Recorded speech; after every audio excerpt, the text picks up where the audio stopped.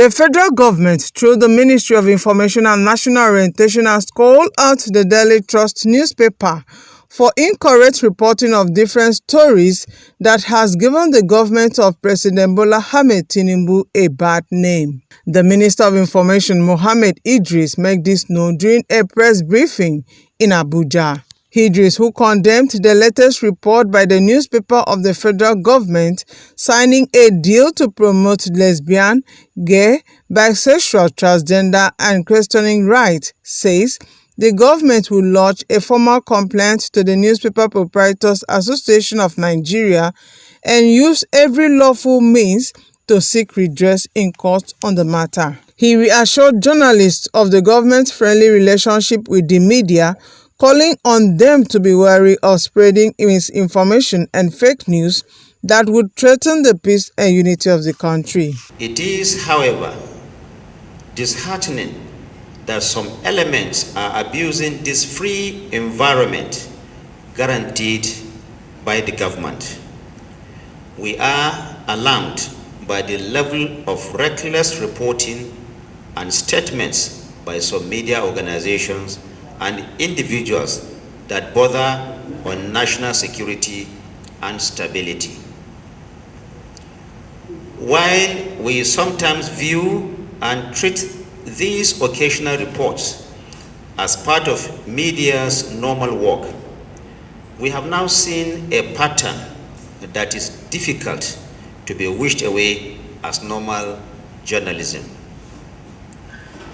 The insidious and inciting publications by the Dalily Trust newspapers these past months have come across as nothing but a deliberate effort to brush the government with a tar. On many occasions, we have restrained ourselves from believing that this was indeed the case. But the consistency of the mischievous publication by the Media Trust newspaper leaves us with no option than to believe so. Dalily Trust championed a jaundiced narrative that the federal government was driving the country into war and twisted it with regional sentiment to cause disaffection amongst our people. The same newspaper gave a banner headline to a baseless accusation that the government was working on citing foreign military bases in the country. Neither Dalily Trust nor the originators of that story provided any shred of evidence to prove its point. The federal government once again wishes to reiterate its friendly policy towards ethical and free speech. Government would, however, not take fake news and disinformation lightly, and in fact will go a long way to ensure that peace and stability is maintained in the country.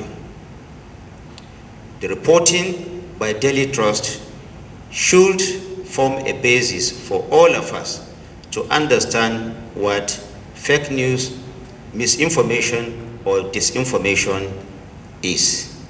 And let me reiterate that this is by no means an attempt by the administration of President Bola Ahmed Tinubu to gag the Nigerian press.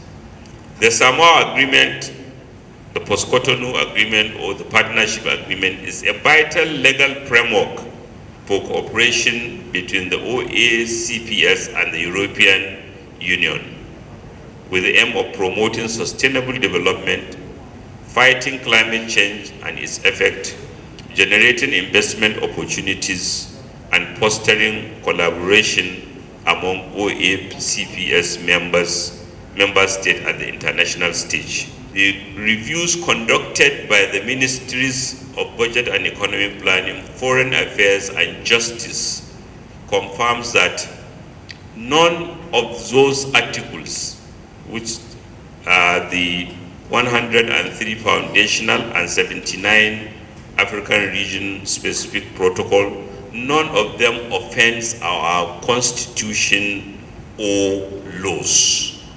There is nowhere in those documents where LGBTQ is mentioned, even in passing. There is no article which can be construed in our laws to mean acquiescing, approving, supporting LGBTQ rights. President Bola Ahmed Tinubu is unapologetic in his respect for Nigeria's constitution and sovereignty. He respects Nigeria's diversity, Muslims and Christians. He appreciates Nigerian sensitivities. He will never approve or support or engage in anything that can be damaging or that can be seen to be insensitive to our religious or other sensitivities.